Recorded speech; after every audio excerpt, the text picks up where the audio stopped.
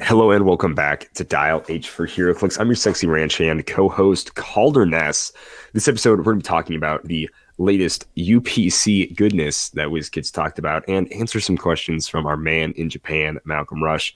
This is episode 358. Howdy, howdy. Let's get rowdy.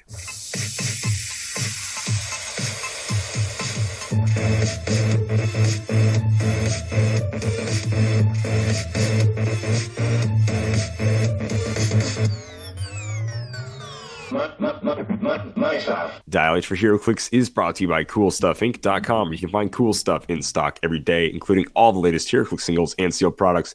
Make sure you check them out at CoolStuffInc.com. Joining me, like always, in the studio is the Billion Clix Bruce, the Dial H champion, Simeon. What's going on, man? That's me, baby. That's right. Don't anyone forget it. Right on. Right on. Like every week, we start with what made us happy. So why don't you go ahead and jump into that, dude? All right. Well, what made me happy this week definitely wasn't Facebook and HC Realms. Yikes. Don't go to those places, ladies and gentlemen.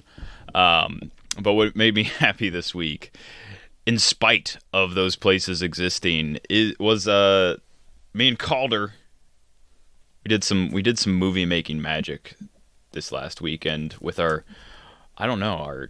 directorial editor extraordinaire, Ian, was there to help us. And stayed up till 3 a.m. making some movie magic. It's pretty powerful stuff. I think I was sleep deprived at one point, and I'm afraid to see the footage and what is going out into the world someday. And we can't really. That's the worst part, is we can't really give away. You can't say much. It's still like in process. So depending on like when it gets done, it might drop in June or July, which just seems so far away because it's so good. It is. Yeah. But oh man, yeah, that really made my weekend. Yeah, it was just, I don't know how to describe how hard I laughed. I mean, everything's funny when you're exhausted, but luckily it's all recorded and it's still just as funny in, like, you know, the sobriety of being fully rested. It's still just as funny. It was, and also for anyone that's part of our Patreon, this is just another like throwaway thing, but there's going to be way more blooper reel for this one. Like, infinitely more blooper reel than there was for either of the last ones. Because me and Calder kind of aren't... I wouldn't say we're not perfectionists. I just think our like level of what is acceptable is just really low. And Ian was like, do it again. Roll it again. At one point, he like started beating Calder with a belt, and he was like, make yourself better. Be a better actor. And so yeah, we've got a lot of some emotion, a lot of extra. Yeah, he's like, I want real tears, and the only way to get those is through pain. But yeah, I think we're gonna have a ton of bloopers, which is definitely gonna have like an NC-17 rating on them. So it'll be a Patreon only kind of thing, but good stuff. Oh yeah, just really good stuff. Yeah. And I mean, that's what made me happy as well. I had a great time filming everything. Good time just hanging out too. So yeah, and I really can't wait for you guys to see this. This is going to be awesome. I'm super excited. We filmed some good stuff this weekend. Not even just that, but like a few other videos too. So stay on the lookout. Stay on the lookout for those on our YouTube channel and all that stuff. We'll post about them on Facebook and Twitter, of course, and mention them here. But just be on the lookout. Subscribe to the YouTube. You know how it is. Be on the lookout. But all right, we got a lot to talk about this week, and by a lot, I kind of mean a little. But it was a hot subject. It really was. What do you want to say? Controversial? Is that the word to say? I don't. Let's just jump into the news, huh?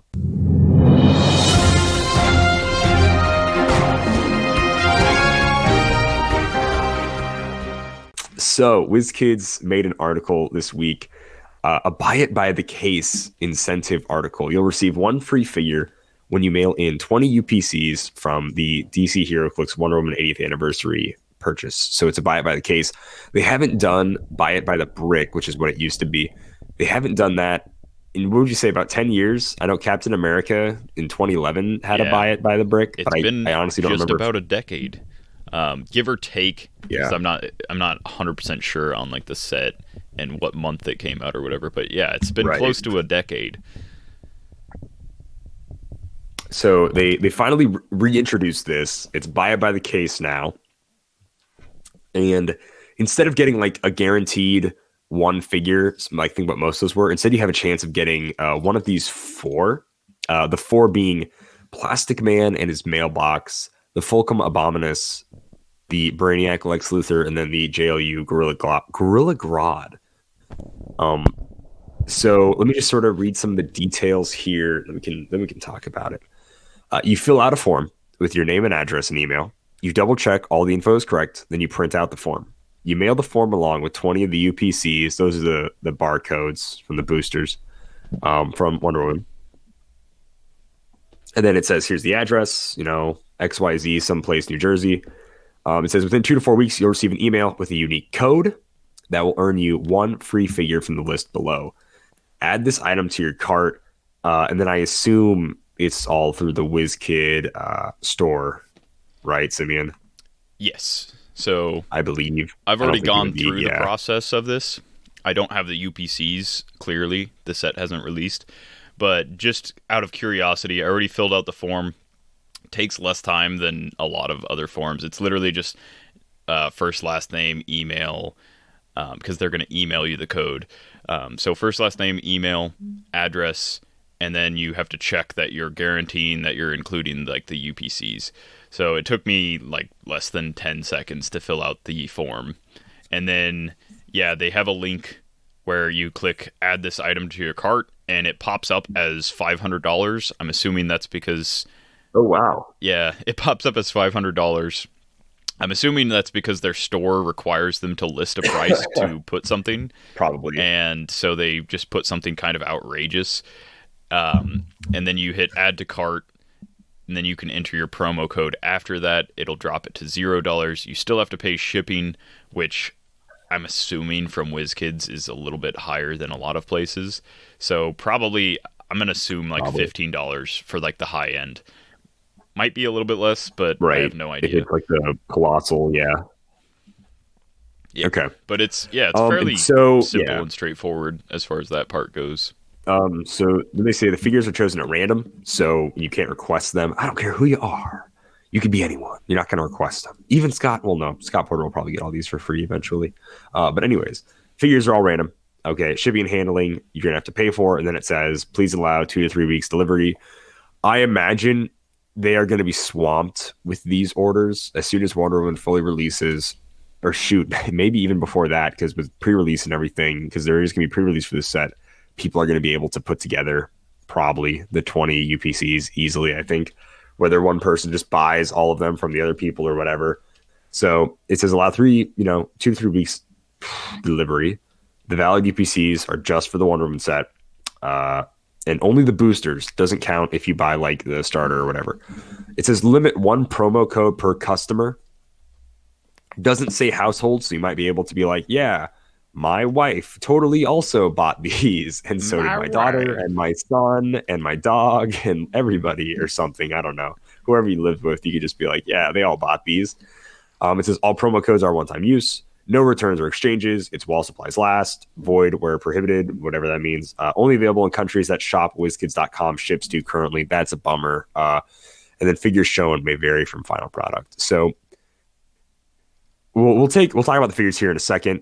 But that is how it works so far. So, Simeon, what do you think of this system? They're bringing the buy it by the case brick back in a way. They're giving us figures for just, buying product. I don't know about you, but I was already buying this product anyways. I already had a few cases pre-ordered. So for anyone and I'm happy with the way this is. For anyone that does not like this whole situation, them giving somebody a con exclusive for buying a case, they don't like some part of that, you might want to just skip forward a few minutes, because me and Kalder were both I already saw enough value in the set that I was buying plural cases. So my opinion on this is tainted by the fact that I'm fully admitting, I can't look at this as like an outside observer. I'm fully admitting that this is only like a good for me. I've tried to kind of like consider why, like, you know, what situational, like this could be bad. Could they have rolled it out better? Probably. There probably is a better way to handle convention exclusives than sending random ones to people that verify purchases. There's probably a better way to verify purchases. There's probably a lot of better ways to handle it, but I already think I'm getting my value out of each brick that I buy. So this is literally just like hardly any extra work. I'm already cracking open boosters. I can just drop like the barcodes into an envelope or whatever, send it to this address, get the code, redeem my little prize, and then and what they say is allow 2 to 3 weeks, which seems so crazy long. But in 2 to 3 weeks, I get a convention exclusive that I hadn't had before. Regardless of which one I get, I definitely didn't have it before because none of these were released. So to me, with all of that, like verified, as far as, I already was buying into the set. This would not have made me buy into the set if I wasn't already buying into it. If there was nothing else that I liked into this, like in this set, I would have just picked up whichever one of these I wanted on the secondary market. But with all that said, I think that it's the secondary market. What's that?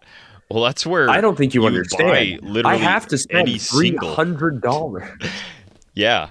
So it turns out you don't. Just like anytime you were like, I really want this one chase, guess I have to buy 5 cases. Wizkids is charging me 5 cases for this one chase. Like, no.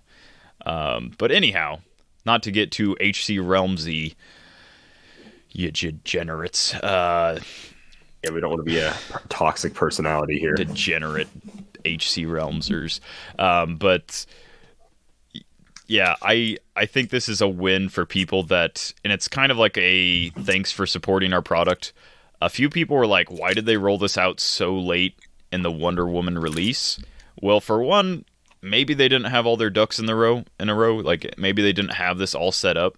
The website looks pretty well set up, like the little article and everything looks fairly well done. I don't know how long it takes them to put this stuff together. I don't know how, like, I think it's a third party that they're checking the UPCs with as well. I don't think that's a WizKid employee that's doing that. Yeah. So I think it might have taken them a little while to like figure that out. Maybe it was like a late suggestion. I don't believe that they're worried about Wonder Woman not selling and they're trying to use this to sell it. Because I can't think of a single, like, none of these figures would make me buy a case for a set that I wasn't buying. Like, if I was buying 0 product from a case, or I was only buying boosters, there's not a single one of these figures that I would have spent that additional money in buying. No. So, if you're already buying a case, it's great. It's hardly extra work, in my opinion. It's a little extra money for shipping. And you get a convention exclusive that if you don't want, you can probably sell for a little bit more than what you got it shipped to you for. And if you want it, great, you got it. Like, it seems pretty no-brainer to me that getting something free, quote-unquote free, you have to pay shipping, but getting something for free in addition to the product that you're already buying is a good deal. It's not like I bought a laptop and they didn't include Windows, and now I have to go out and buy Windows.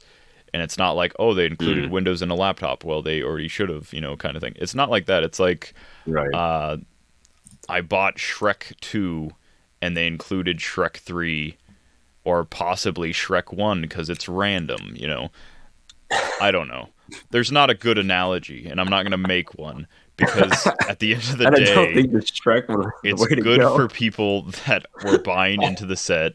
Wizkids is rewarding people that were buying into the set, and they are incentivizing case buying. And it does suck for people that aren't buying in the set if they really want one of these.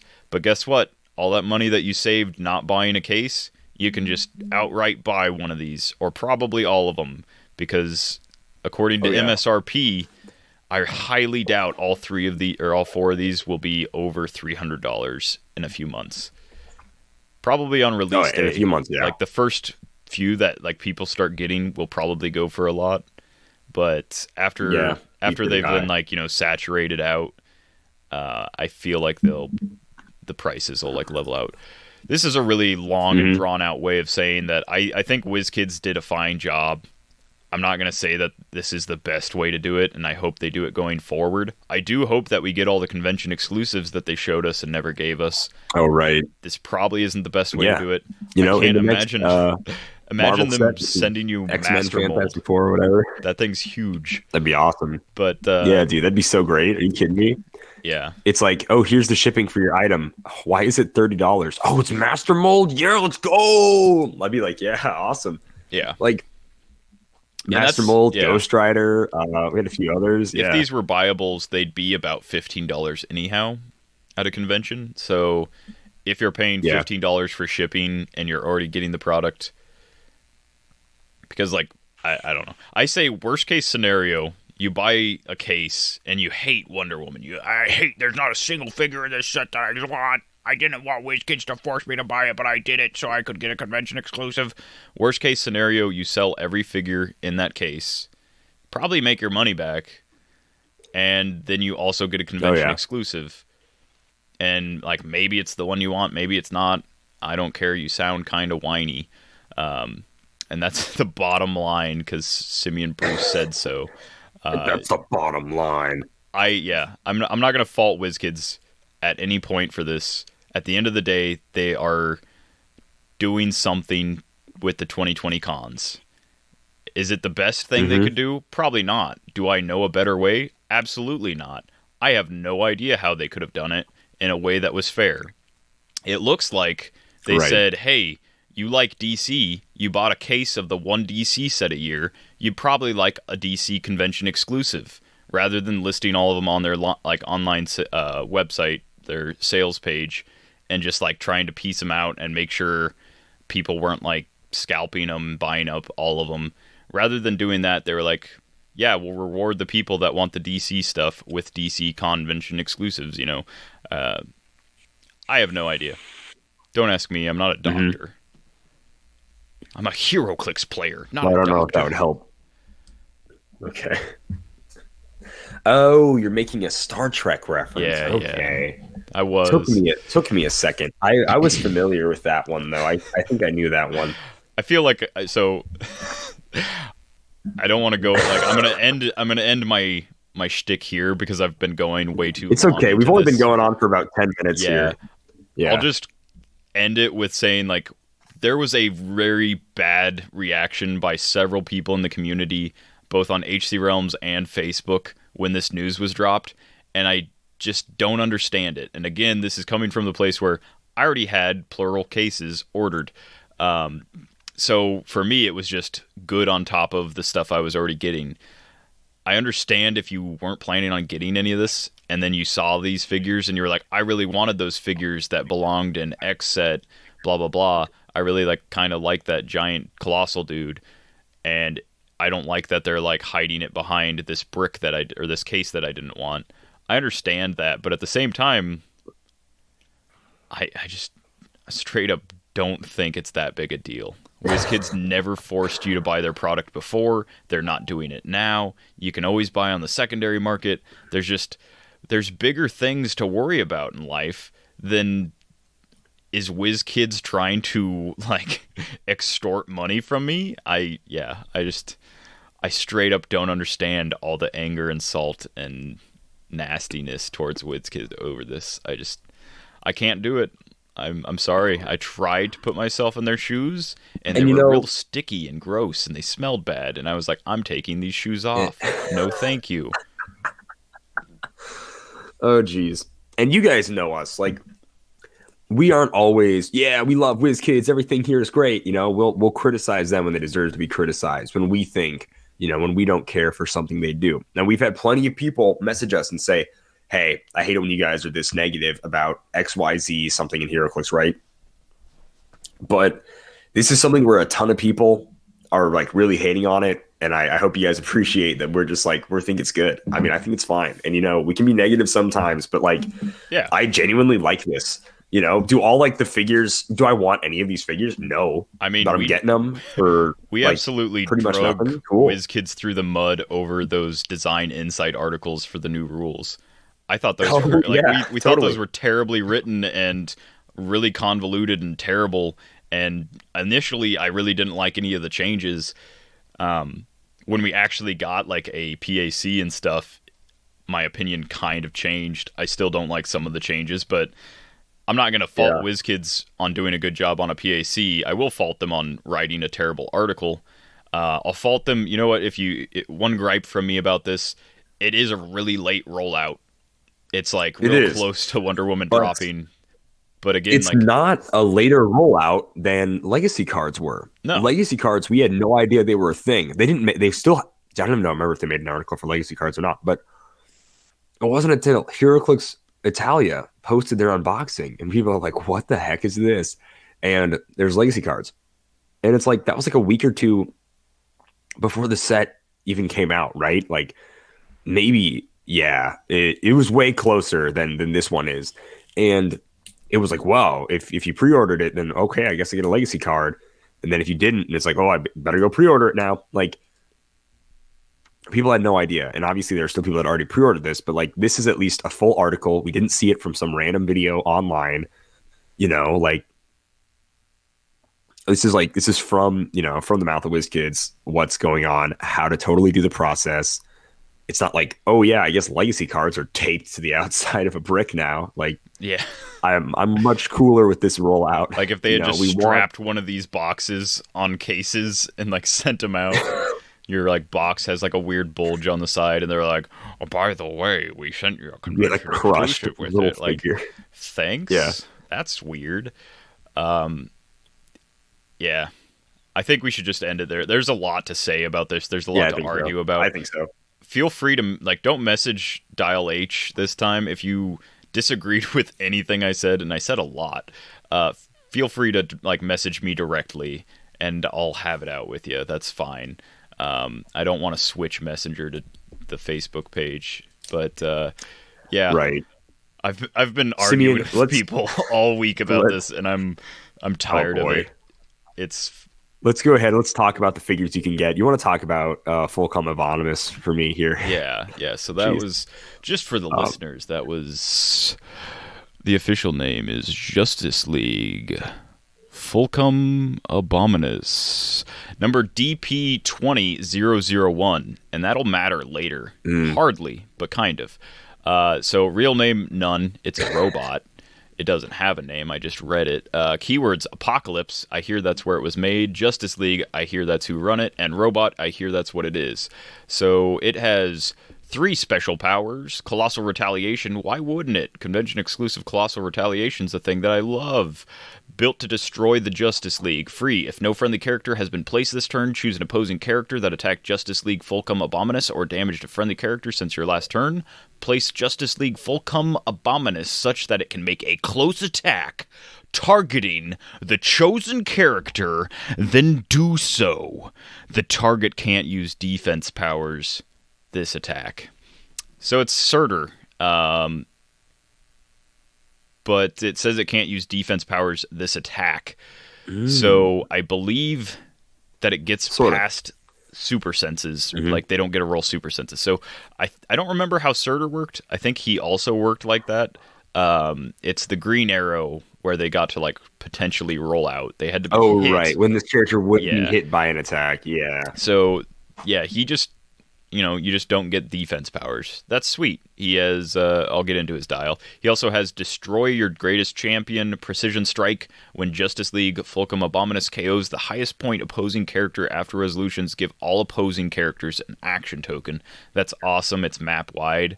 I don't see it happening on his retaliation click, because it has to be the highest point opposing character. Yeah. But it's still like a really cool thing that can happen in casual games.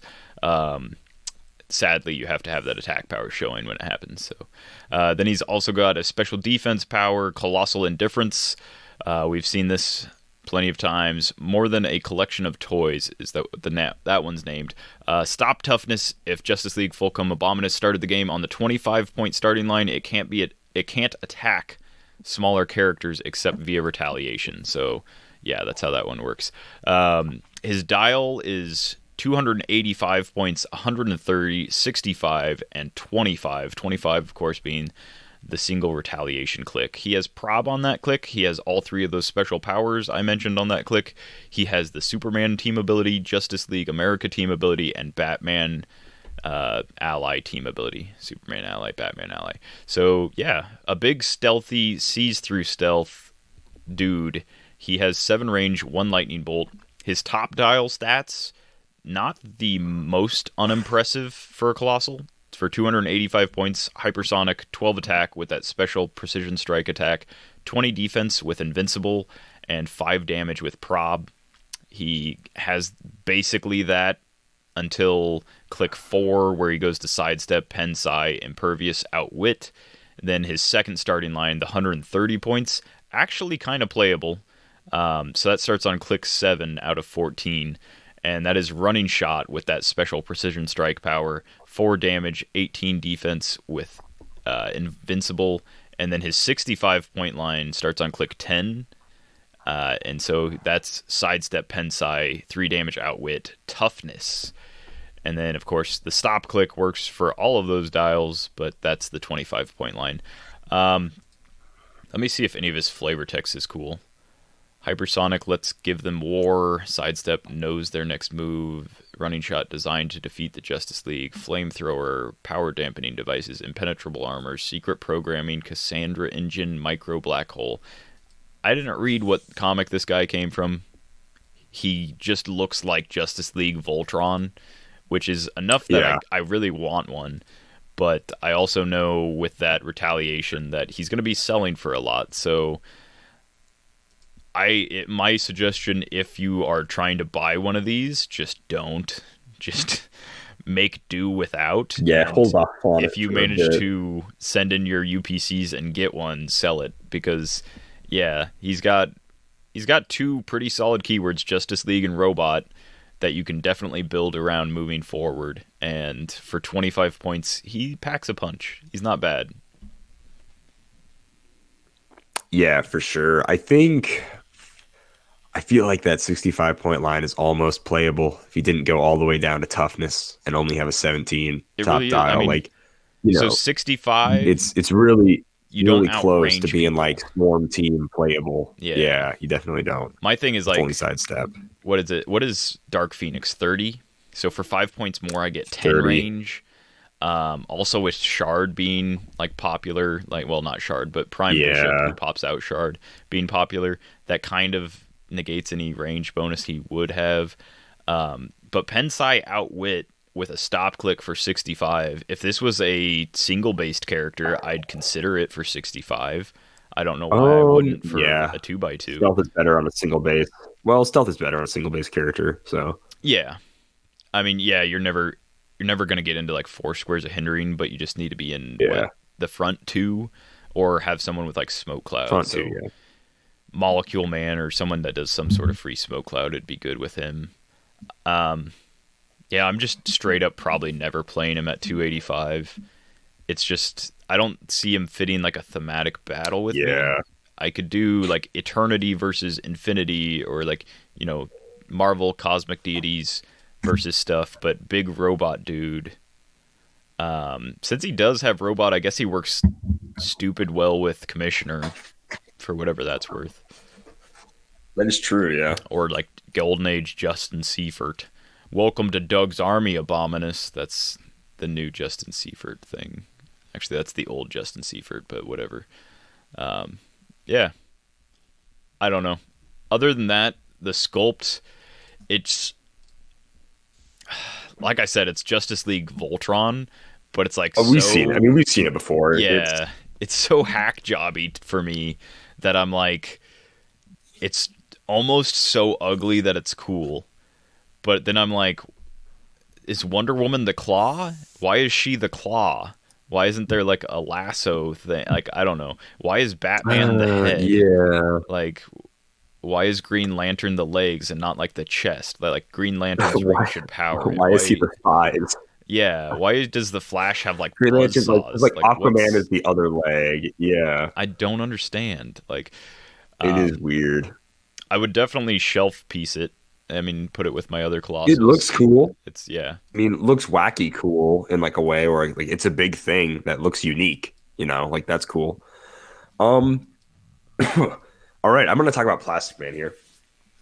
Now we've seen some of Plastic Man's objects before. I believe there was some traffic cones, stuff like that. Cool thing to note on these single base characters, it looks like they were made before the change to scale because they have the normal dial base instead of the weird big dial base where it's kind of like it gets bigger, wider at the top of the dial base. You know what I mean? Where the sculpt sits on. Anyways, Plastic Man, we don't get to see his dial, but he does have a really cool couple of traits here.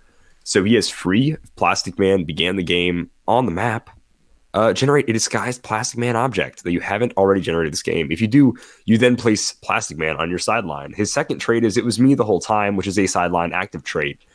Free. Choose a friendly disguised Plastic Man object on the map and place it into a square adjacent to its current square. So you need to constantly just move these little dudes around. And then his second sideline active is at the beginning of your turn. You may remove a friendly disguised Plastic Man object from the map. If you do, place Plastic Man in the square the disguised Plastic Man object occupied on his current click number. Ooh. If Plastic Man is the only character on your force, you must do this if so able. Otherwise, you just kill him. So I don't remember if the objects are indestructible, but I guess if you do destroy the objects. Yeah. Oh, no, it's indestructible. All right, never mind.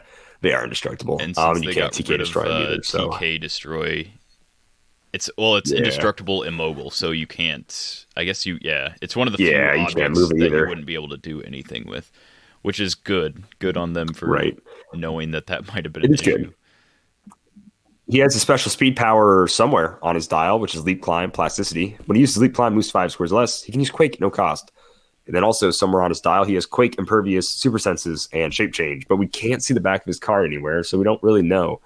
But So Calder, what is the nifty? what does Quake at no cost mean? Quake is now just an inherent ability.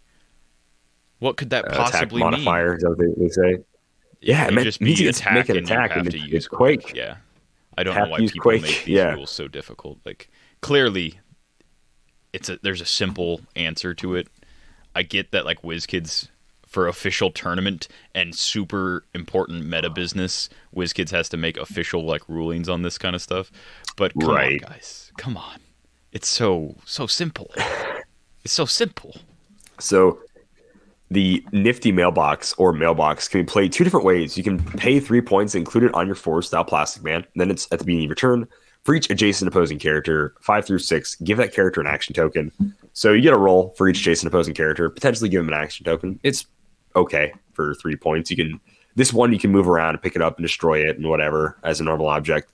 The normal mailbox, which is just Plastic Man as a mailbox that he uses as part of his trait, gets indestructible and immobile. And then at the beginning of your turn, you may give an adjacent opposing character an action token. So you just auto get a give and adjacent opposing character an action token, which is solid. I enjoy it. So this Plastic Man's kind of cool. He's probably the one I'd be the least excited to get. But the sculpt is neat. He's got like a spring. His legs are like coiled up in a spring, and then he's got 2 hammer hands that look like a classic, hammer with the claws on the back and the whatever on the front. So it's a pretty cool Plastic Man sculpt. I dig it. I guess the other thing is more like an anvil, but whatever. It's a pretty neat sculpt, and it's probably going to be in the normal, or I guess the old size, whatever scale, whatever you want to call it. But yeah, it's cool. We just don't have the back of the card yet. Yeah. And since we don't have the back of the card, the point cost is kind of hard to see, but it's 40 and 20. So he is a super wow. cheap figure with a ton of keywords. So I like that. Initially, he was like the least excited one I was for. How do I word that?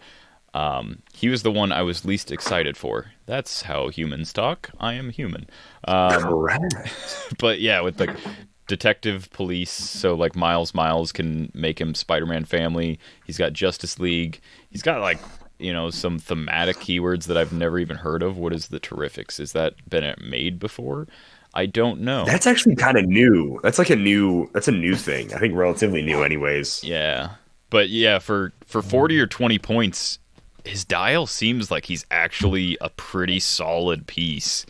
Not just like a solid like kind of attacker, but then he's got this ability to shift into an object, like so maybe he like runs up, quakes, chooses not to knock back, turns into this mailbox, and I don't know, gives people action tokens next turn. I don't know. I don't remember what the traffic cone. So there's a traffic cone, a barrier, and a fire hydrant were the 3 WKO objects. Yeah. That I'm assuming worked with these. I don't know if we even saw the alternative card or if they even had one. But yeah. So he's DP20002. And then the next figure that we're going to talk about is DP20007. So only 4 figures, but goes up to 7. So clearly there's some DC cons that we either aren't aware of or just I don't know. Well, there's still that Ares in that little Starfight in the Robin costume that we saw that we don't know what they're doing. Yeah. You know? So there's at least 2. So but I don't remember seeing this guy at all. And this then, is JLU I don't remember Justice seeing League either. animated Grodd. So I don't remember seeing a preview of him anywhere, but he has the Injustice League like he should. Yeah. He's got Gorilla City, Injustice League, Legion of Doom, Secret Society of Supervillains, Animal Ruler, and Scientist. He has improved movement through hindering. Good lord, how long ago did they make him? Improved movement hindering. That's just quite a while, it would seem. Yeah, at least in 2020. In the dark ages of Heroclix, I remember when I needed improved movement hindering. Yeah. A whole 5 months ago. Take your pills, Grandpa. It'll be fine. And then he's also got improved movement elevated. So my imaginary friends go away. No, the old rules, they're fading. Not on Classic Clix, the Reddit sub. There's definitely Oh geez, still alive. Let's not get into that. The current rules are still alive. Really? Wow, amazing. Yeah. Speaking of Grodd, because that's what I'm talking about. This is the one that belongs to the Justice League animated set that we got. He wasn't made in the set. Take your gripes with that where you will. I understand that their set list can't fit everything in. Was there plenty of stuff they could have cut to have this super cool sculpt in? Absolutely. Because it is a super cool sculpt. He's got whatever DC's version of Cerebro is. He's got some brain power effect going on. And then he's got huge monkey laser, which is really cool. It just kind of looks like a blowtorch, but it's huge monkey laser, in my opinion. But yeah, he's got the Injustice League trait. At the beginning of your turn, roll a d6. On a 6, give an action token to an opposing character that's 100 points or less. I really like that. I don't know how well it works compared to the Justice League trait, because the Justice League trait I've never had really kick off in a big way. Then he's got a special speed power, mind control, sidestep, stealth, working in the shadows. He's got a special defense power, Gorilla in Charge, Invulnerability, Mastermind. And then he has a special damage power. And this is really the only super unique thing about him. And that is turn all of humanity into apes. Leadership, Outwit, Perplex. Already really good. When Grodd uses Perplex, targeting an opposing character, you may have both players roll a d6. If your result is higher, give the target character a devolution token. Characters with a devolution token can use Charge, Earthbound Neutralize, and Battle Fury, and can't use any other powers. I believe that means like defense powers and maybe even stop clicks and stuff. So that's actually pretty good, if I'm reading that right. Now, me and Calder have talked about how Earthbound Neutralized isn't really what it used to be.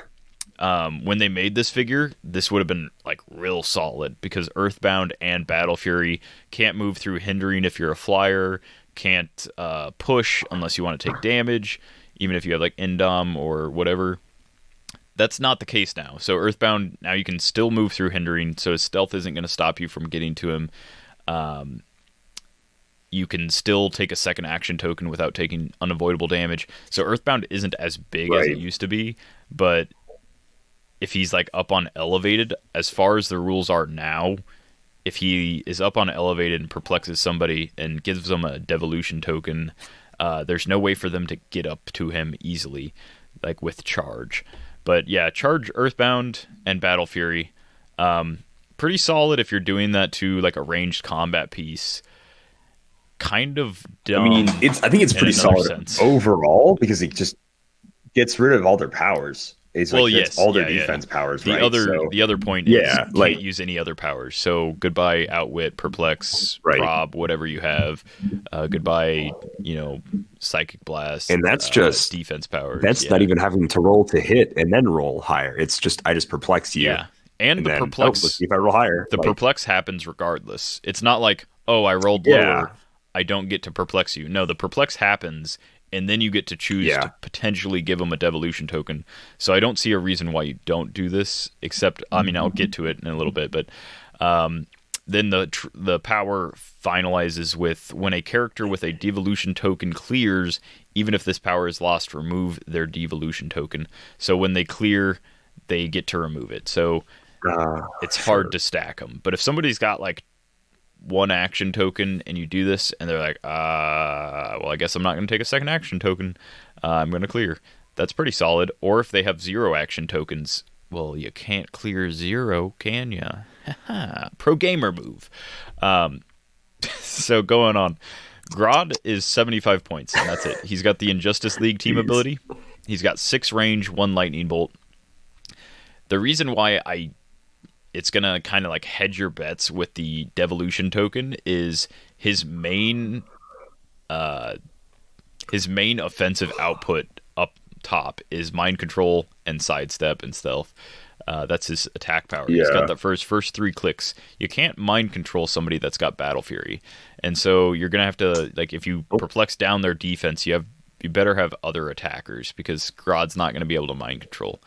Alternatively, he is an 11 for 3 on his first 2 clicks. And on his first click, he's got TK, and then he goes to Penetrating Psychic Blast. He has that special defense power, that Invulnerability Mastermind on his first 2 clicks. So if you play him with, I don't know, like those new monkey generics that we're getting in the Wonder Woman set, he's got some stuff to Mastermind too, and it's cool because all the monkeys. Significant appearance, I Am Legion. I don't remember that episode, but I imagine it's the Gorilla City episode. Why wouldn't it be?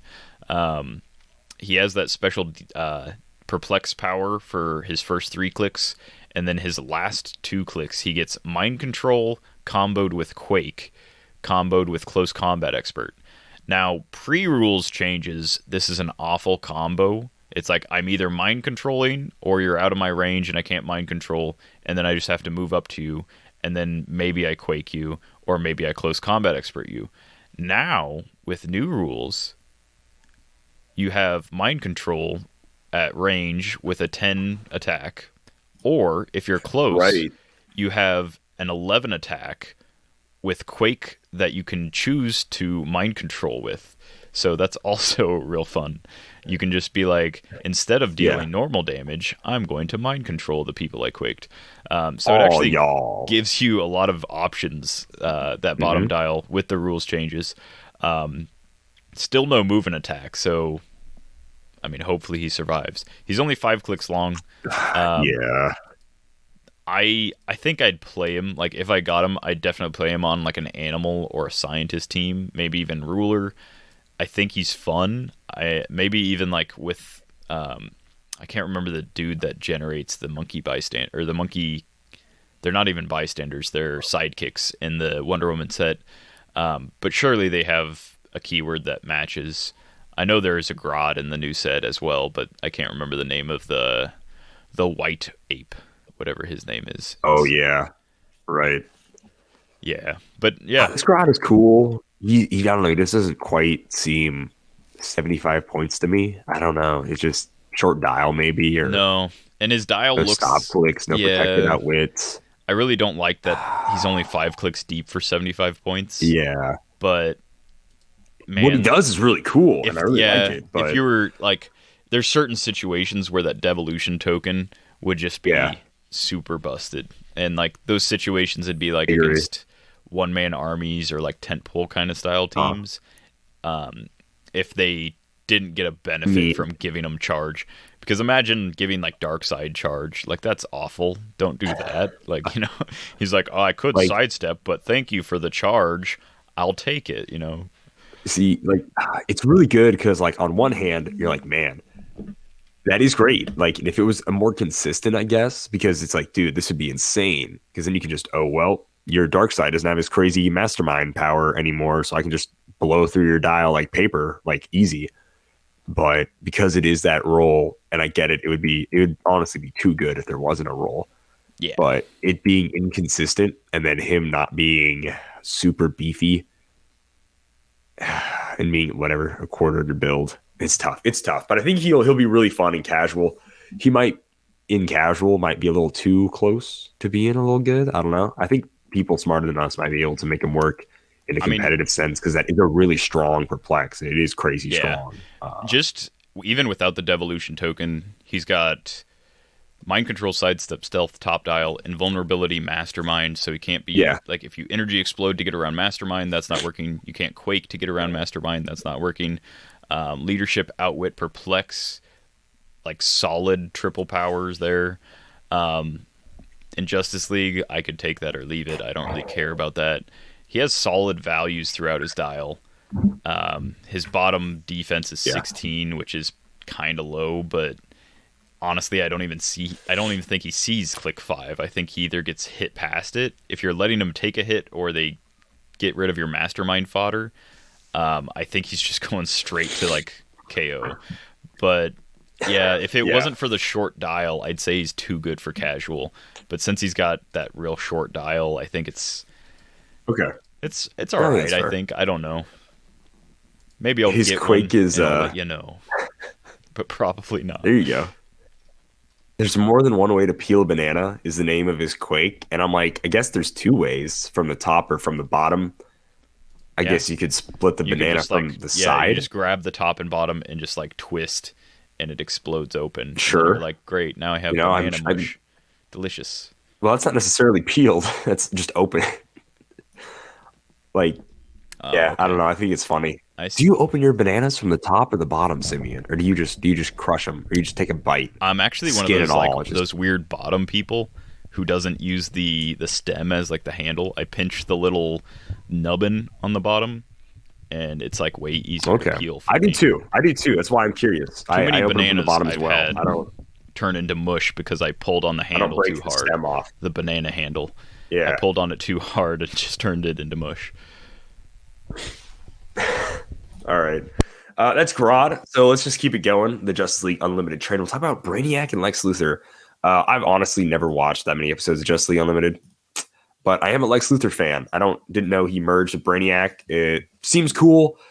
This figure's got a lot of special powers and a lot going on. So in Justice League, Project Cadmus, Secret Society, supervillains, politician, robot, and scientist. Very cool. Thank you. Good keywords. This character is, of course, has the Injustice League and Superman enemy team abilities, 6 range, 2 targets, flight, Indom. I don't even need to say Indom anymore. It doesn't matter. And then 150 points, which is a lot. It is a lot for what this figure does. What do they do? The only trait they have is in Justice League, which is the whole whatever, roll 86, give an opposing character 100 points less action token. Cool. They have a special speed power for their first 3 clicks of life. They have no other starting lines, which is really rough for me that they can only be played at 150. But it's charge, flurry, plasticity, giant reach 2, which that's pretty good. But for a 150 point piece, just being a close combat piece when they have 6 range, 2 targets, I would have liked to see some sidestep at least on there. They have a special attack power. This power is only on their last 4 clicks of life, which makes me wonder, why don't they have like, I don't know, a 60 or 50 point starting line that starts on click 5 or something? I don't know, but whatever. Their special attack power is pulse wave and steal energy, but with closer ranged combat attacks. So that is pretty good. I'm fine with it. And then they have a stop click on their 4th click and then on their last click, which is click 7. So it's just stop impervious, protected, penetrating psychic blast. Sadly, not penetrating damage, just pen blast, which is okay, I guess. That's sort of the way to describe this figure, you know. And I'm a Lex Luthor fan, so I'm gonna get the figure no matter what. But it's just sort of okay, I guess. They do start with a 19 impervious top dial, but once again, that can be pen blasted right away. It's only protected pen blast on their impervious or on their stop clicks. They have good attack values, starting with a 12 and then going only down to a 10 on their last click, which isn't too bad. They do get some sidesteps, some running shot later when they have that pulse wave power. They have precision strike for the first 3 clicks with that charge flurry power. So, you know, if you can get them in there, you know, like if this was a figure that was in like a main set in like a sealed, I'd be like, whoa, this figure is nuts in a battle royale with outwit, charge, flurry, plasticity. You know, like that's really good, you know, but it's just like a figure you got to build with. It's a con LE. It's whatever. They have good, you know, damage powers. They go outwit, perplex, prob, and then nothing on their last click. So I'm cool with that. I'm cool with it. But this figure is just not worth 150 points. It's like, I don't know, 120 point figure or less, you know. Maybe if it had a secondary line on that click number 5. Because, I mean, on click 5, they got the running shot pulse wave, steel energy, 18 impervious with 4 damage perplex, which is really good. And then 1 click of just like, then it goes to invulnerability and prob. And then on click 7 is a 19 defense stop click with that pulse wave power. So a 50 point line for click 5 and then back would have been really good. I probably would have played this figure, but now it's like it's an okay casual piece. It's just, man, it's a little bloated on the points. And starting with charge flurry, you know, I can't believe I'm complaining about starting with charge flurry, but when it's half your build in a 300 game, it is rough. Yeah. It is rough in a 300 game. They got no protected outwit. And also it's a pretty tough figure. Like a year ago, I mean, basically this figure came out last year. Technically, it was designed last year, but Ultron, right, for 150 has 3 stop clicks. Starts with a 14 attack with 4 damage outwit. So like similar stats there. I do like with the new rules. He has 2 targets, so he could charge, flurry, giant reach, and target 2 people when he does that. So he could target like true. You know, somebody 2 squares that way, 2 squares a different way. So I like that aspect. The pulse wave steel energy, but with close or range. I think steel energy reads once per attack. I can't remember exactly.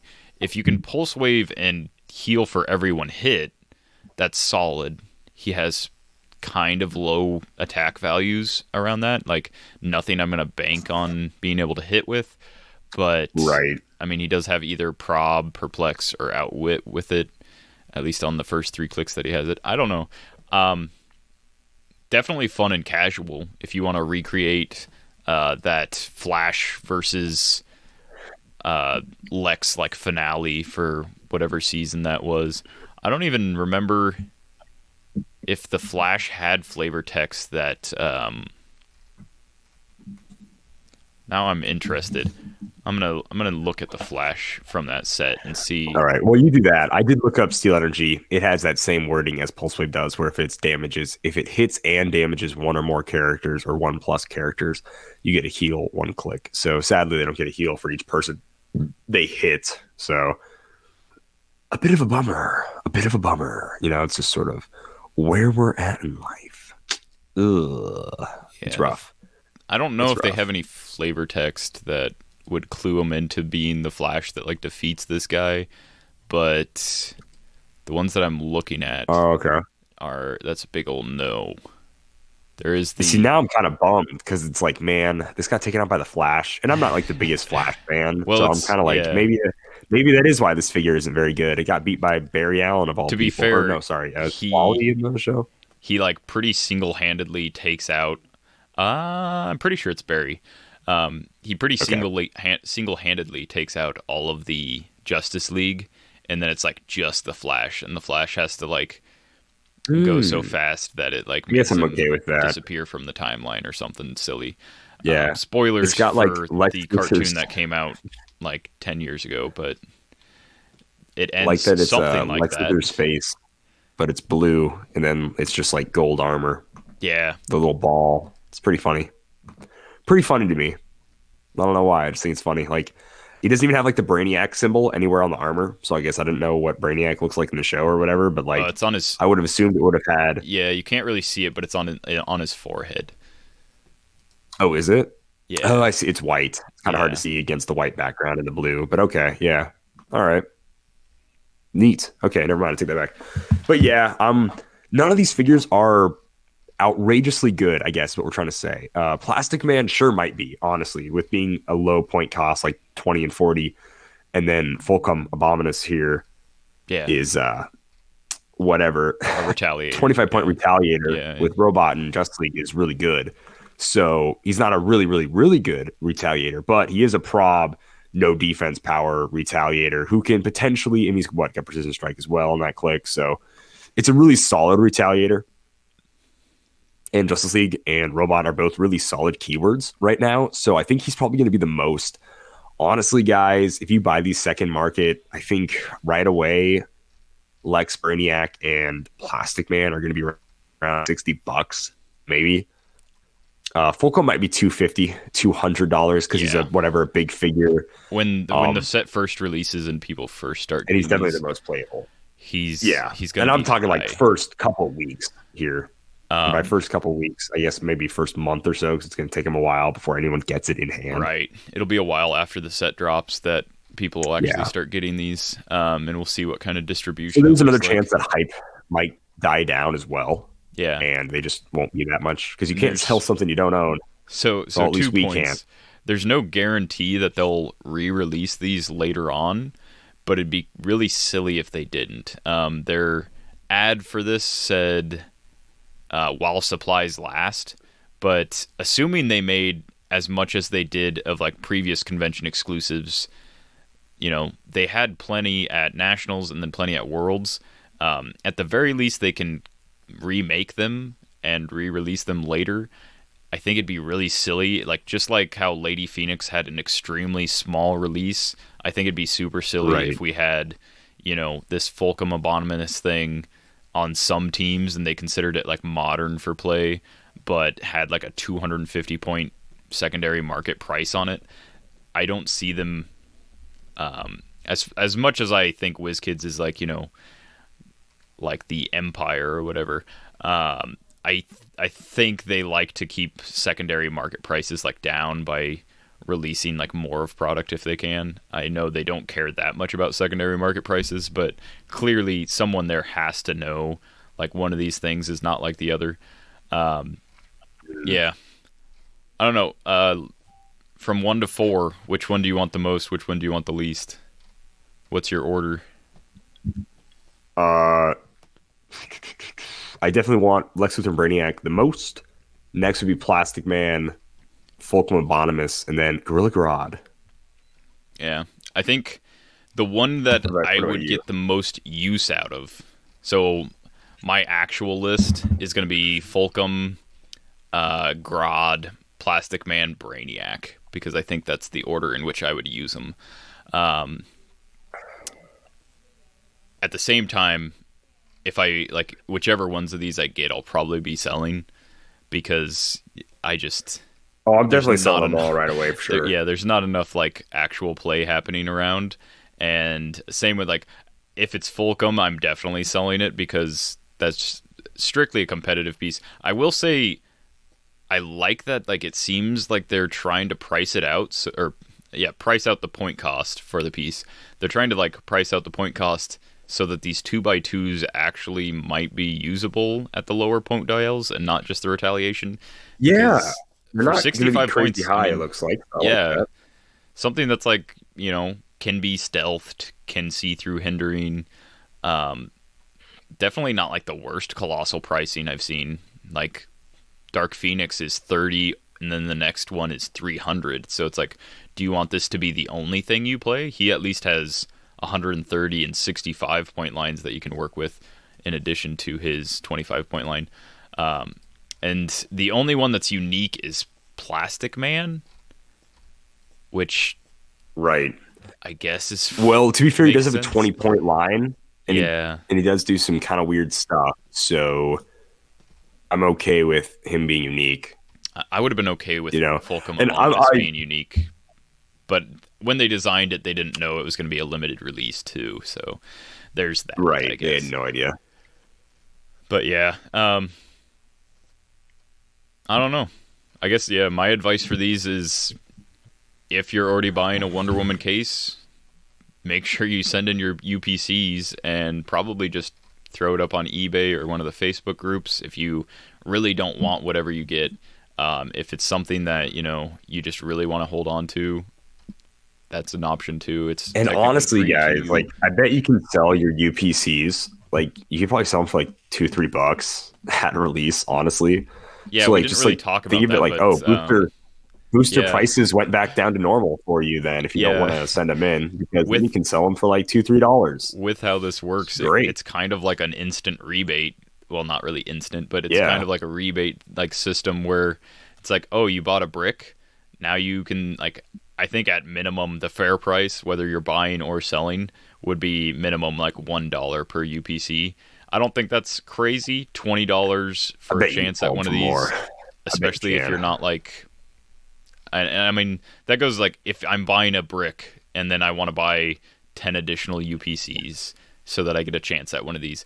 That's somebody else Yeah, giving you just got away twenty some of dollars their off your brick. chance. You or $10. Yeah, Yeah. or like selling you part of their chance. And I mean, if you get one that you really want, great. If not, you're definitely going to make your money back. Like Oh, for between sure. between shipping and like the 10 or $20 you spend on UPCs, I think that you'd make your money back pretty easily. I don't know what these will Uh-huh. settle at. It really depends on a lot of things. I think if we get the rest of Plastic Man's objects, he becomes a little bit more, but he's also the only unique, so no one can have more than one. So anyone that gets two is going to sell them. Grodd and Brainiac, like we said, probably zero competitive play, so it's going to be collectors Yeah, I would say of zero. yeah of Justice League animated that are going to hold on, and that doesn't drive price as much as meta play, so those should eventually level out to like more con related prices. And then Fulcrum, I'm not even gonna hazard a guess at what his price will be stuck at because it relies entirely on distribution. If nobody gets him, if only like a handful of Right. people get him, he's So super that is expensive. also a pretty important factor, is because distribution could be like, oh yeah, absolutely. Everybody seems to be getting, you know, it seems to be a pretty solid mix. But if we start seeing, a couple weeks later where it's like, man, I've only seen like one guy have a Fulcrum of Ominous, and it's like, well, that's weird. Because then, yeah, obviously it's the same thing, right? It's supply and demand. He is probably the figure that's going to have the biggest demand. So now all we know is, well, what we don't know, X in this equation is the supply. So we don't know what the supply is going to be. Yeah, If it ends up like Superman Prime at Worlds, where it's like, dang, he's not getting dropped on like any battle royale table, probably price is going to go up. So it kind of depends. especially yeah, like we mentioned, Lady Phoenix. She hasn't been made modern legal yet because it was such a limited release. Right. I don't think she's still, even though like dozens of people have Lady Phoenix.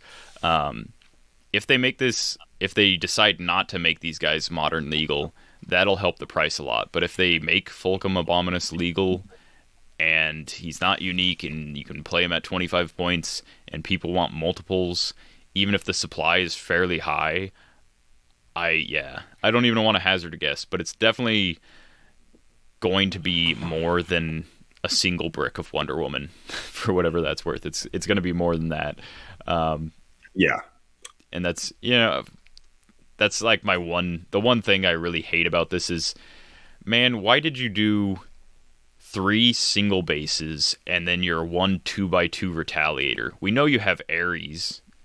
If it had been the 4 like single base ones like Grodd, Lexiac, Plastic Man, and Ares, it would have been fine. But then you threw in this oddball 2x2 that is clearly Yeah. meant for like meta gameplay. I mean, it's got the retaliation, it's got the cheap point line, it's got a ton of stuff going for it. You just really threw a wrench in the works with that one. But yeah, I I like don't that know. name, Lexiac. That's pretty. That's pretty funny. Oh, is that That's a not pretty what good it one, is? Simeon. I'll give you that. Brainiac, Lex Luthor. Okay. I think that, I mean, Yeah. I didn't make it up. That's what I've seen on different channels where people are talking about him.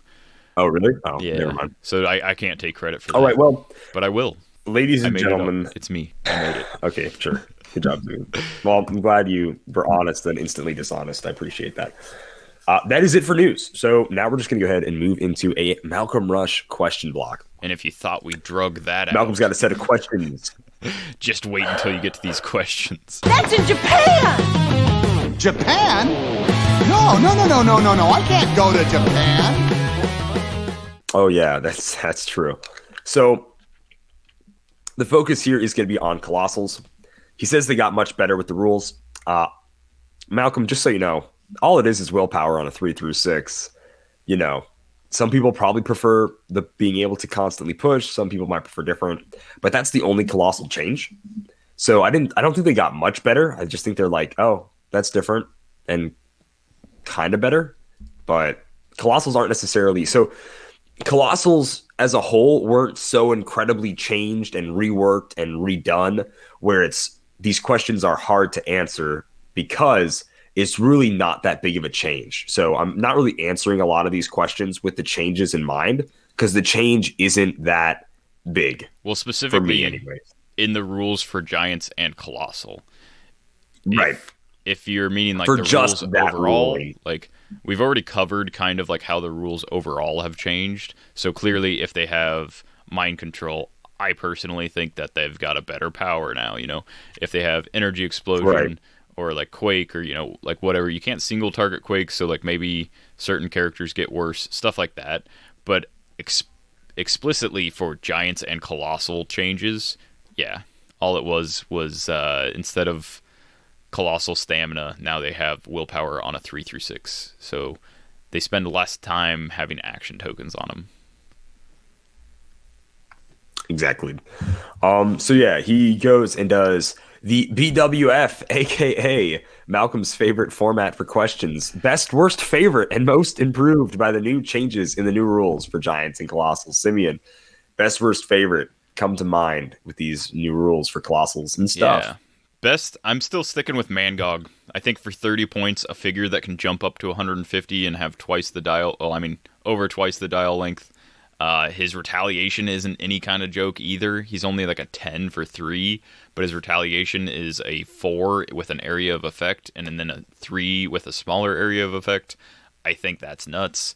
I mean, he's unique for a reason. Worst, I said Titano. Take your pick. I think both of them were like lower cost kind of like figures, and like I never used them on the retaliation line. I used the Superman Wonder Woman one once at one of its higher point dials, and it just got like burned through so fast. Favorite, I've said this several times in the past, but it's the Serpent, the Fear Itself Serpent. It's got its own resource dial. I mean, I don't know how you beat that. I think that's just awesome. Plus it has like the old school colossal stats, so it's just like even better than most modern stuff because of the old school like high point or high combat values. Yeah.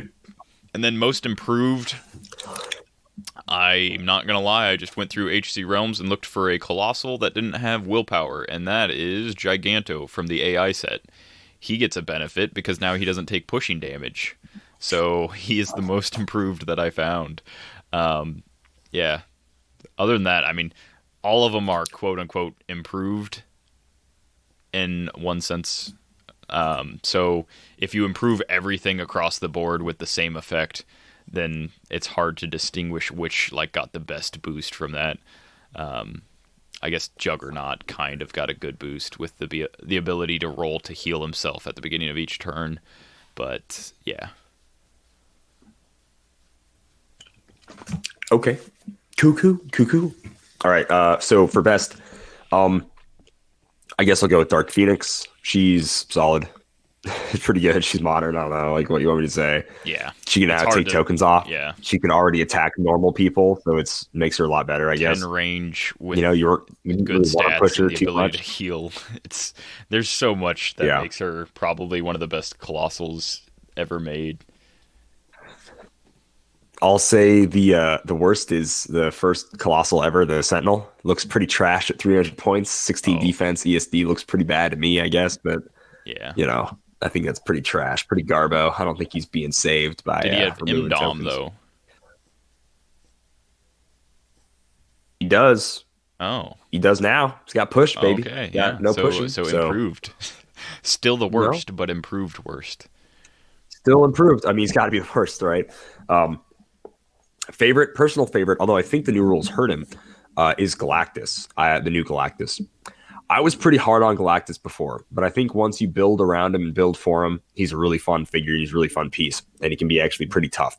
I don't think he's good at 750 points. No, I definitely think he's bad. 250, 125 are definitely his best point values.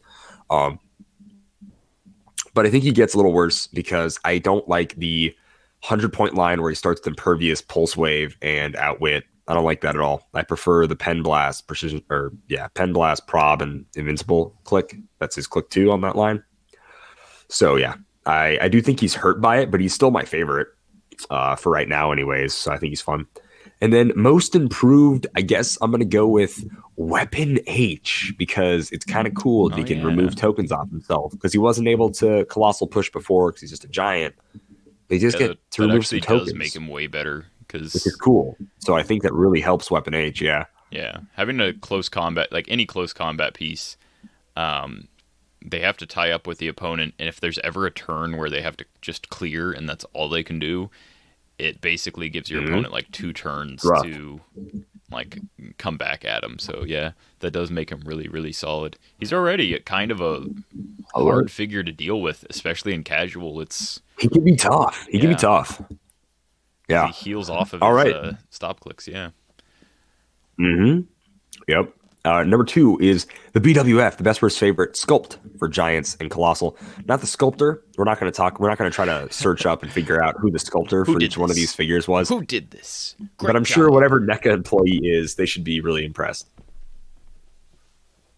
Or really proud of themselves anyways. But yeah, best versus favorite sculpt for Giants and Colossals. So for best, I had to go with Galactus. His scale is just so huge that they're able to shove a ton of detail, and it's really hard to compare Galactus to like Living Tribunal, who's like a third.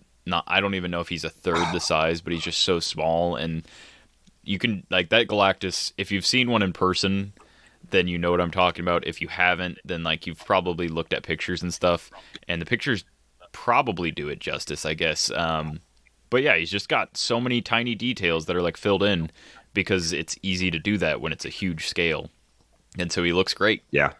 Worst, Proteus, take your pick. They look like a giant Cheeto Puff monster or a green Cheeto Puff monster. Like, I just think it's like, I like Proteus as a character.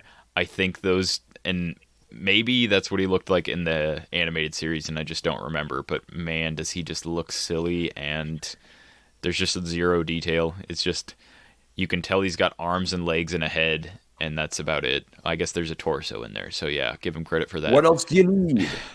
Favorite, I already said it, Serpent. The Serpent is a 3x6 with an awesome sculpt. It's a giant, like, winged serpent with huge teeth, and again, it's like of the bigger scale, the 3x6 scale, which I really like when they do those because they can fit so much detail and so much cool stuff. His wings are translucent, so if you hold him up to the light when you're playing him, you can see through them. That's really cool. Shout out, though, to my personal favorite Colossal that I have. That's not actually a Heroclix figure, but Cthulhu, of Lovecraftian fame. That's also probably my single favorite sculpt of a quote unquote figure I have, even though he's not Heroclix. He's Horrorclix. So right. Yeah. Oh, the horror. All right. For me, I think kind of like you said, best sculpt, Galactus, awesome, very cool. Word sculpt, it's got to go to Kamala Khan from the Mighty Thor. She looks so dumb and wacky and stupid. And when I pulled it, I was like, yeah, I guess I could sell this for $15 or whatever at the time. But I wanted to just football spike it on the ground. She looks so dumb. And then personal favorite, Captain America Sentinel. And really, it's just that Sentinel with like different colors. I know, so like the sculpt is nothing really that cool, but I just really liked it. And there was that Cap Over a Sentinel from Meridroid? on eBay. Yeah, over a Meridroid for sure, for sure. Yeah, even though Meridroid's cool, I like Cap Sentinel a little bit more, and how he like exploded into his pieces was really funny, and I just really liked him. His box is cool. It's one of the few boxes I keep. Like I really like that Cap Sentinel box, and because mainly because I always heard those rumors of that Captain America repainted Sentinel on eBay. That was like the original Sentinel repaint. I was like, oh, whoa, it's so awesome, and I was just so excited when they actually made like an official like Captain America. And I know, like this is technically a Sentinel that murdered Steve Rogers in this universe, which is like, yeah, it's a bummer. But like, it's cool, man. It's cool. I dig it. So yeah. Even though I probably played Ameridroid more just because of the retail line. Anyways, question number 3: best, worst, and favorite standard Heroclix character that can gain giant and or colossal symbol by a trait or other special power. This is actually pretty good. It's a pretty good question. Yeah. Simeon. So this was like a hard one because I've played a lot of these characters, but it's hard to bring them to mind. So clearly the one I've played the most, because I can think of it the easiest, is Apache Chief. And if Kalder didn't pick that as the best, then I don't even know what he's doing. Inukchuk, just the building of the colossal, and then I don't remember, big man tokens or whatever they called them. Those tokens just like stacking up, and your opponent just kind of like shaking in their boots because you were about to quake them from across the map. It was pretty fun. Worst, and I'm saying this only with like the caveat of there's not a lot to choose from for worst, is Power Girl from Rebirth, because she's a lot of points. Power Girl actually did a ton of work in Battle Royals because points don't matter, and she was an uncommon, so if you got her on like your second pick, maybe even like a first pick if your rare was real bad, she was really decent stats, and points again don't matter in Battle Royals. But that's the one reason I don't like her that much, is she's just a lot of points. But yeah, she could put in a lot of damage in one attack. I think I got her up to like 7 damage one time. She's like a printed 3. And then I had like Duke Thomas. She has her own thing that boosts her damage and like super strength. And then I crit hit or something silly, and just like annihilated, just like zapped a character out of existence in one attack.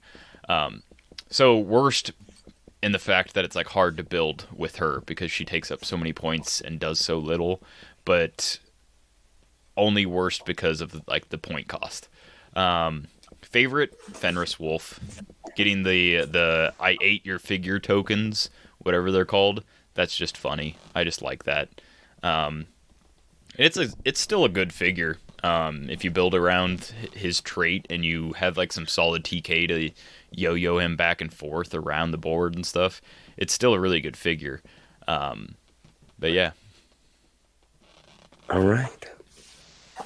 So my best, and it's only because I played her recently, is Jubilee. The House of X turned into her baby dragon, whatever the heck thing that happens. I have no idea.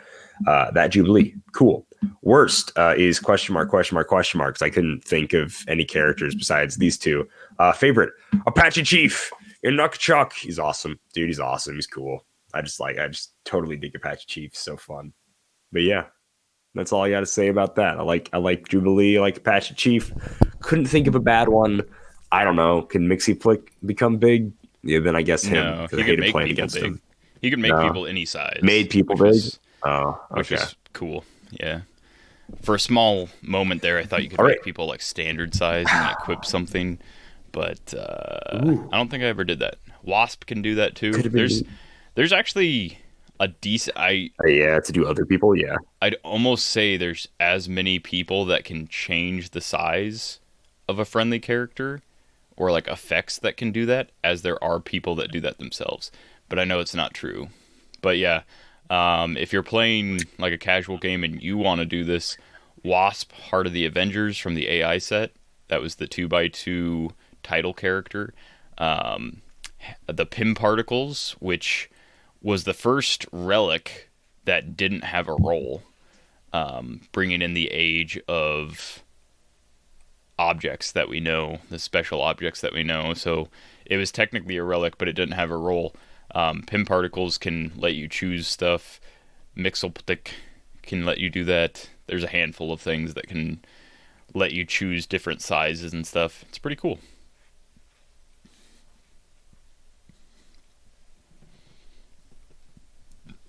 Okay, right on. Number 4. What? I don't know why I said all that.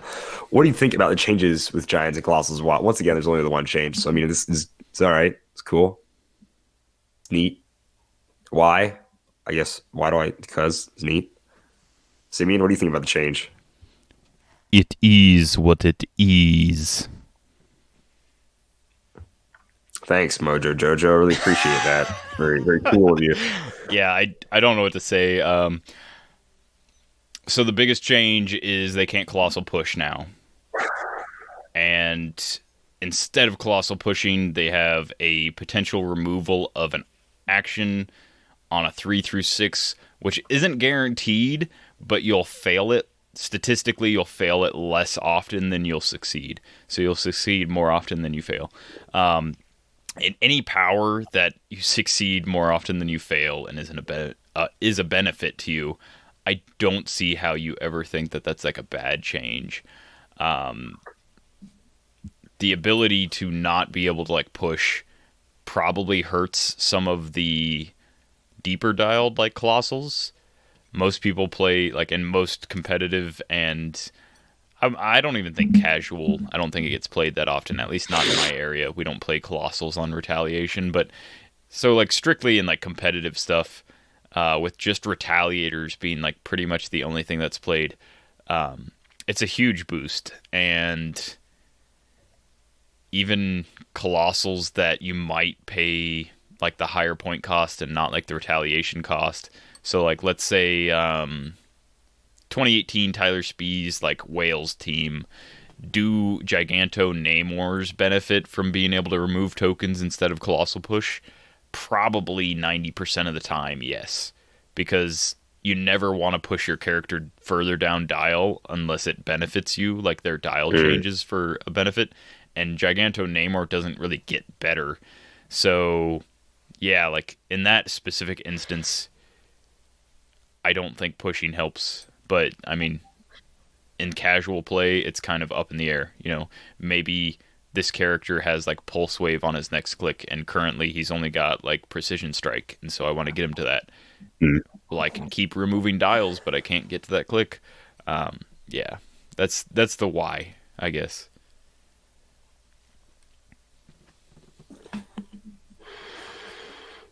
All right, very cool. If you could change one thing about Giants or Colossals, what would it be and why? So for this question, I thought really long and Oh, hard. I guess I start. Oh, okay. I don't know. Yeah, go ahead. Did you? I did think really Okay. long and hard. I think it's pretty crazy that they're all protected Pulse Wave. I think that's just inherently a little too powerful for them, so better get rid of that. That's a joke. That's a joke, ladies and gentlemen. That's a joke. It's kind of an inside joke, yeah, just say your things to me. And it's all I yeah. had written down as a joke. So after thinking for a long time about what I could change, if I could change something, what I would do, what I came up with was, it's 3 simple words. It's more bigger, please. So, Wizkids, more bigger, please. Make Colossals bigger, please. So, like, I mean, I don't want to go too deep into this, but 2x2 does not suit certain Colossals. When Giganto Namor, sure, that can be a 2x2. He looks big next to like standard characters. Living Tribunal, not so much a good 2x2. And especially since like he's only got the one dial then, and you have to be like, oh, 1,300 points for 23 clicks. That seems fair. No, it's not. It's actually real bad. You actually released an Ultron slightly later that had a higher attack value than a Living Tribunal. Literally, like, the second to only one entity in Marvel. Right. The Living Tribunal has a lower attack value than Ultron for, let's see, 1,150 points more. And I'm not saying Ultron can take out the Living Tribunal one-on-one, but I'm saying for 1,150 points more, you can build a lot of stuff, including Ultron, that can take out the Living Tribunal. And so, 3x6s, I think I've said it before, but I really hope they do the like once per year Galactus kind of thing, where they just design a really sweet, really like figured out 3x6, and it's like, hey guys, this will hit the casual scene because you can play like the 750 point dial. This will hit the meta scene because you can use it for these things. And also, it's just a really cool sculpt, so anyone that just wants a statue for only $100. Now, shooting $100 for a 3x6 every year would kind of be awful, but in general, I just really hope that they make them bigger, because 2x2s can only fit so many characters.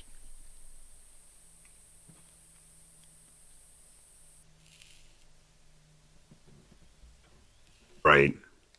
I mean, well, especially when they do it that way, it leads you where it's like, I kind of wish we just didn't get a Living Tribunal at all, because this is sad, like when he's this small, like when they made that Galactus, that was a 2x2, the zombie Galactus, and he was so short, and I was like, I mean, I guess, sure. That kind of made so sense, tiny, because in the comics, he's inferior. It's so bad, so. I mean, he's big enough that like they can like trip him, and like they're like Lilliputians. He's starving. Yeah. Or whatever, yeah. But, I mean, yeah. I mean, cosmic entities are hard to size right, because it's like they can appear at any size, blah, blah, blah. Technically, Infinity could be the size of a 1x1, and, blah, blah, blah. But I want the long dial. Yeah, but I want it to be this big, impressive force. I need that longer dial. Because didn't we play a game where it was like, or not me and you, but you and someone, like, you built a 400-point team versus their 1,000-point Living Tribunal and just didn't win? It's like easy. Like we say the same thing all the time, but like same thing with like that 750-point Galactus. If you build for it, a 300-point team can beat him pretty easily. Which it's just him on it. Like, when Galactus that's a problem was with a lot announced, of Colossals. I think we talked about it, like how easy it would be to counter build. So like if you're doing a boss battle, and because typical boss battles for older Colossals didn't really matter what you build. It was just like, want something good because it's going to be like a real tough slog. But that Galactus was like, okay, I can throw Kobik on, I can throw Prime Black Leopard on, I can throw like all this stuff that just like nerfs him into the ground and makes him trash. And it's like, with all that stuff, you really need that like old school like list of stuff. What was it? The colossal figure rules that like the old Galactus. Oh the yeah. Phoenix, Their own Dr. like scenarios or whatever. Yeah, they had like their scenario build. The Spectre, they all had like these huge cards that was like, for this scenario at this point, this is what happens. And usually like those guys were protected, like penetrating damage, protected like mind control, like all this different stuff. Mind control doesn't really matter if it's like a boss battle, but you get what I mean. Like they were protected from a bunch of different stuff that the new Galactus just isn't, and most 2x2s aren't. So if I'm playing Living Tribunal at 1300 and my 15-point Kobik takes away his power cosmic, and then he's like, I guess. Well, now it doesn't matter because he can still take 2 actions, but you could still outwit him and stuff, and that's just bad. Like, I don't know. At least Fulcrum Abominus is just a robot and not a like living deity of the Marvel universe. Right. So it's like, it's probably a small robot, but it's probably bigger. But that's the size robot we got, I guess. Type deal. All right. I mean, I don't really have much else to say about that. So, which theme set, one from DC and another from Marvel, do you want Colossal boosters next? And what characters would you like to see in that set? So I couldn't really think of a theme for this. So I just said I just want to see more special terrain, because I thought that was a really cool thing. I thought it was a mistake when they didn't include it in XD the Exodus / Magneto bases made for perfect terrain because they're literally a like single base character floating above terrain. Would have been perfect to have a terrain dial, and they had the dial length to put it on there. Tons of stuff could be done with terrain, and I just think it's really cool. And then in addition to that, I'd really love to see more vehicles. There's plenty of vehicles that could be remade.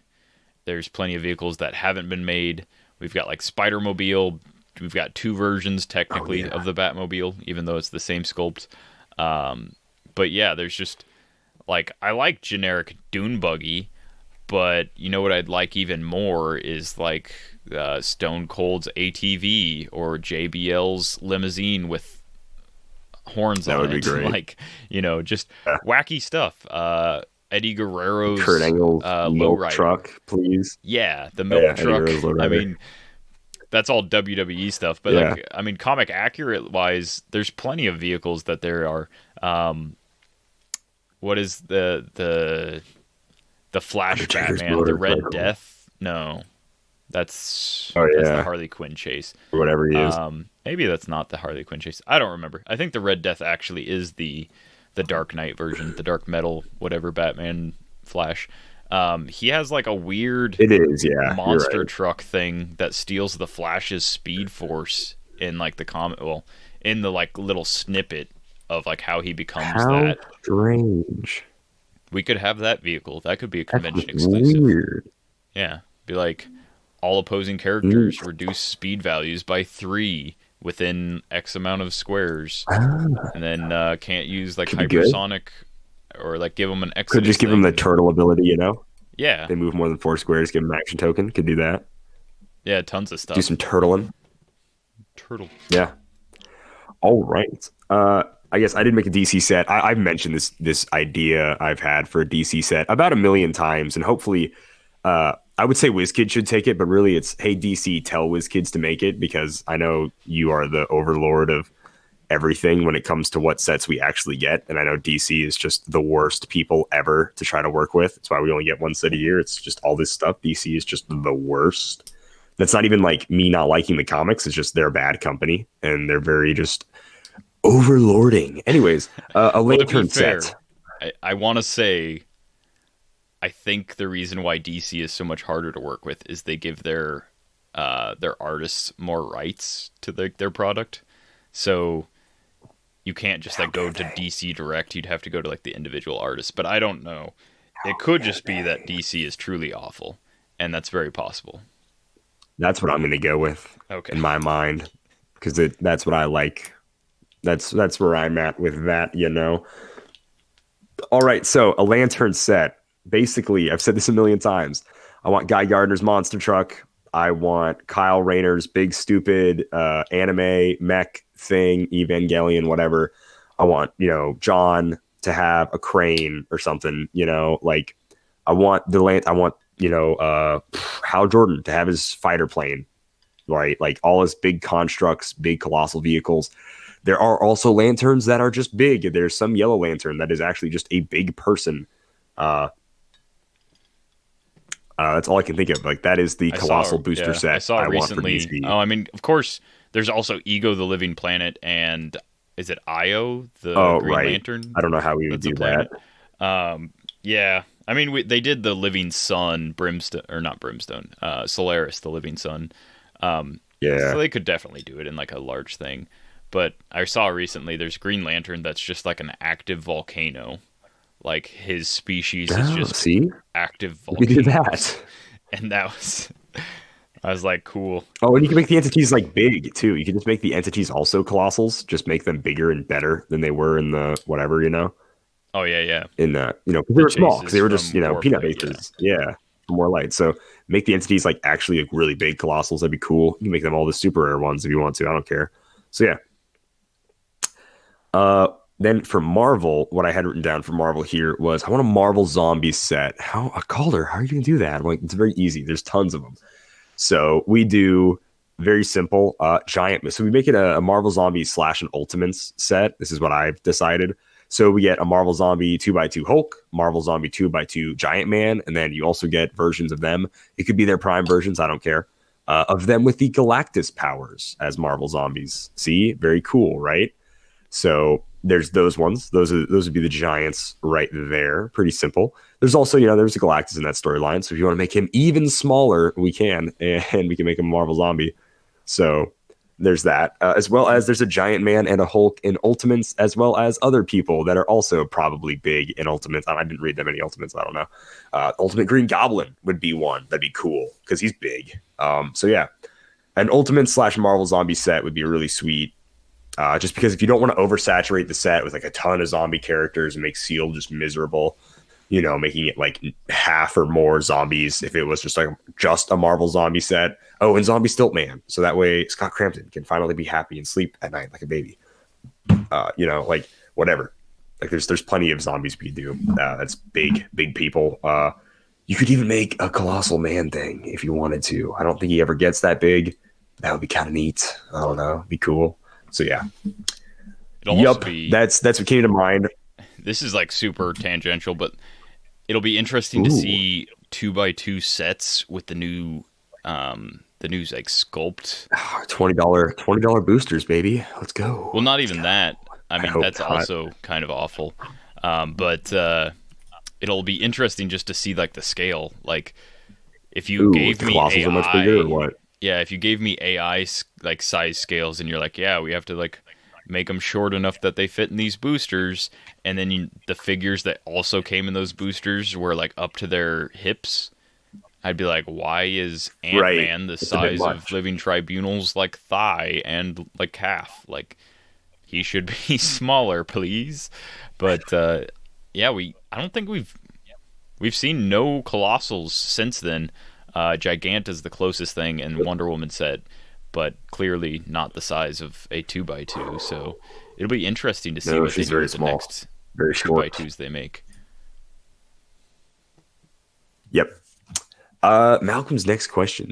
Where do you keep all your Colossal figures? Simeon, you want to take it away? Yeah, I keep mine on a shelf or in a box. In a train with a fox. Whoa. I don't know. Believe it or not, Simeon, that's all also how I answer this question. Oh, yeah? Yeah. Don't get this podcast canceled for saying Dr. Seuss, right? Simeon, you need to nix that talk right now. No. Yeah, they're on a shelf. My Colossals are on a shelf, and the ones that are in a box are in a box. Pretty crazy. The smaller ones, AI and XDPS, are still mostly in a box. To be fair, the ones that are prettier are on the shelf, yeah. Like, that's how I would answer, where do you keep your Heroclix in general? Yeah. Some of them are on a shelf, and some are on a box, in a box. I don't know what you expected us to say for this, to be honest. Yeah, I don't know where else I keep them. I guess I'm not a person that has a cubicle at work, so I don't have like a desk that I can put stuff on. I do have my personal desk, but it'd be way too much clutter if I started stacking Heroclix on that. So yeah, right. I try to be fairly neat with my Heroclix sorting. But yeah, I mean, like if I just like open, I've been to your house, I know that's why, but okay. Open my like bread box and like there's where I put Surtur, and then like get in my car. Actually, this one's true. If I get in my car and Lord Chaos Master Order is under the seat, he's been under there since that set was modern. I built a team with it one time, and it fell off of the back seat, and I'm just, every time I see it, I'm like, oh, I should take that inside. But it's actually safer in there than probably anywhere else, so I know where it is. Okay, cool. All right, and then number 8 is for Comic-Con or comic exclusive figures. Which Colossal characters do you want Wizkids to make for future Connolly's? Yeah, this is a tough one because honestly, everything. I'm in Heroclix for the long haul. As long as they're still making stuff they haven't made before, as long as they're making interesting versions of figures, as long as they're updating stuff and giving me better versions, newer versions, different versions mostly of figures. I mean, I'm good for everything. I would like them at some point to do like a full set of all the like people that have been Giant Man or like some sort of like Pym particle using person that got really big. So far we've only gotten like the Wasp and then multiple versions of Hank Pym, but like Scott Lang has never been made as a Colossal. I don't know if he ever really did go Colossal. He's not a Colossal though. He's a single base. Goliath. Oh, that's true. Goliath, yeah. Goliath Hawkeye. Just like Goliath in Civil War. He's like, I mean, it's a bigger than normal figure, but they just look weird because they have to like give him some sort of crouching motion. He's crouching. So they fit in a box. Yeah. Yeah, that was also the worst. I really of the hate that he's crouching. Chases. That Goliath Hawkeye was just awful. Fair enough. For my convention exclusive thing, I really want the Absorbing Man from Earth X. We only see him briefly in sort of a, oh yeah, this happened kind of before everything totally went bad, but it was one of the things that made everything go bad. But he starts to absorb just like, I guess, New York in general is sort of, I guess, what they're going for. So he's just real big, and he's got like pieces of skyscraper that make up his body and everything. It's really cool. So I would really like that Colossal Absorbing Man. I guess there was also it's represented in the Iron Man dial in Earth X, but he has a giant Iron Man Stark Tower robot thing he has, and that's like sort of like his first couple of clicks is what that represents. Yeah. But that would also be cool to see it as like a figure. Like would be really Phoenix neat Buster, as well. Except much bigger. Yeah, much exactly. It looks about as goofy as the Phoenix Busters too. So yeah, because it was meant to be like an elemental buster or whatever when they were trying to get their elemental seed from Earth. So yeah, that'd be cool. That'd be the only con exclusive I could think of off the top of my head. Like, yeah, that'd be sweet if they, especially if they do keep making more Earth X stuff. You guys keep making Earth X stuff, I'll keep buying it. You know, fact to life right there. You know what would make me more excited for an X-Men set than more X-Men is if we got like X-Men vehicles, like the X-Wing. Actually, that's the Star Wars.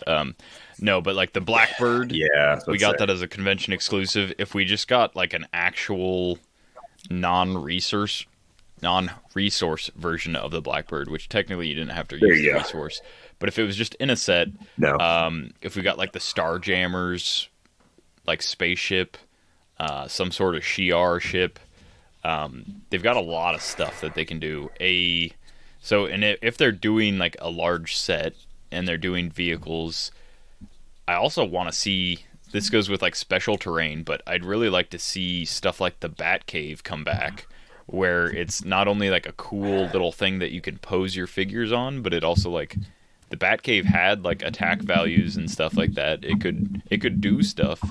But yeah, I don't know. Having like a Cerebro version of the Batcave would be really cool. I don't know. Different stuff that. Oh yeah. That'd be pretty sweet. No, I could see that. Like that weird like room that he's sort of in, I guess. Yeah. Something like that. Bring back team bases, except get this. There's no dialogue. It's just for display. Yeah. I'm okay with that. Slightly more okay with that. I don't know. I think that'd be fine. Do a team base for either their switch clicks, their like deep dish clicks, whatever, deep dial. What do they call them?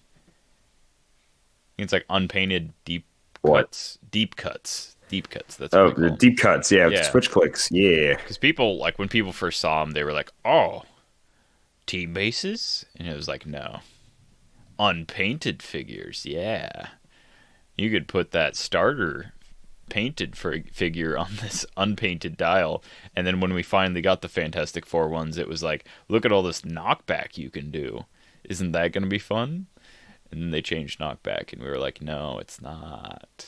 It's not going to be fun." Yeah. Ugh. Gross. Anyways, that is going to be it for Malcolm's questions, ladies and gentlemen. And then let's go ahead and jump into a Jedi legend Heroclix tip of the week. You don't want to sell me death sticks. I don't want to sell you death sticks. You want to go home and rethink your life. I want to go home and rethink my life. Yeah, you like that? That was pretty good, huh? All right. He says he's going to try to keep up the 2021 rules. Remember, there is no longer a penalty to carry, so no more -1 for each character you carry on your movement. So yeah, that's right, baby. Full send. That GL team ability is just so good right now. Carry all those people. -3. -3 can kiss my butt.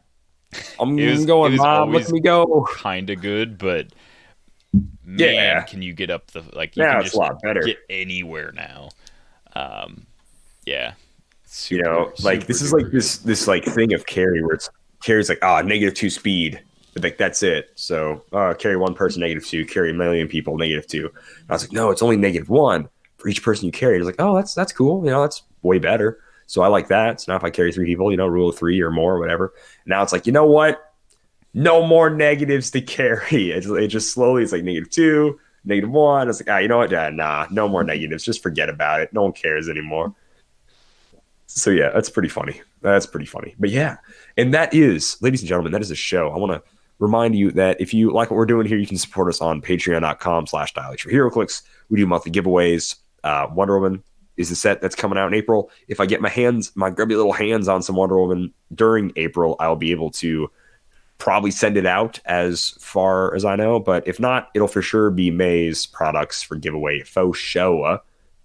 And then if you want to support the podcast, you can leave us a review on iTunes, Spotify, Podbean, wherever you can leave reviews. 5 stars really helps us out, really helps other people see the show and they're recommended. So that's awesome. And of course, word of mouth. Tell your friends if they want to listen to a Heroclix podcast. If they're like, man, I don't play Heroclix that much right now because of the world, whatever. Then, hey, you can listen to some people talk about Heroclix. And that's almost as good as the real thing. So yeah, check that out. You can also like us and follow us on Facebook and Twitter. You can also do that on Instagram if you want to follow us as well. We're Dial H for Heroclix. If you type us in most places, you should be able to find us. So pretty easy. Check out our YouTube if you want to see some gameplay videos. We're doing all sorts of wacky gameplay videos. We do ones where we hit each other with chairs. We do ones where we eat hot wings. We also just play through pretty much every single 5-figure booster set, 4-figure booster set ever made. So if you want to do that, go check out our Thursday Throwdown games. And the latest, and we're going to be uploading a lot more. Using cool. The most updated rules as far as we know and what we can tell. So if you're one of those people that's like, do I want to play the new rules? Just check out how the gameplay works because it's really not that bad. It's not so bad that you need to make a classic Clix subreddit so that 2017 rules are permanent for you. It's fine that you did that, but geez, just try them, man. Give them a chance. And then we don't shout it out enough, but if you do want to get some Dial H Heroclix merch, you can get that on Patreon or you can get it on Redbubble. We have a couple designs on Redbubble. There's links in our description here if you guys want to check that out. But yeah, go for it. But anyways, that is all I have to say. Simeon, what say you, my man? So normally this is the part of the show where I'd say, hey, Wonder Woman's coming out. You should get a case so that you can get one of those con exclusives that we spent a really long time talking about. But I don't want to peer pressure anyone into doing that. So what I'm going to say is Dial H for Heroclix is brought to you by CoolStuffInc.com, where you can find cool stuff in stock every day. From these sealed products and cases, which if you use code DIAL5, you will get 5% off, by the way, and it's not nothing. It might look like it, but it's not nothing. And as soon as Wonder Woman drops, you'll be able to pick up figures in the singles department. So if you're not buying a case and you just want that one figure, that's the place to go. CoolStuffInc.com. And as always, happy trails.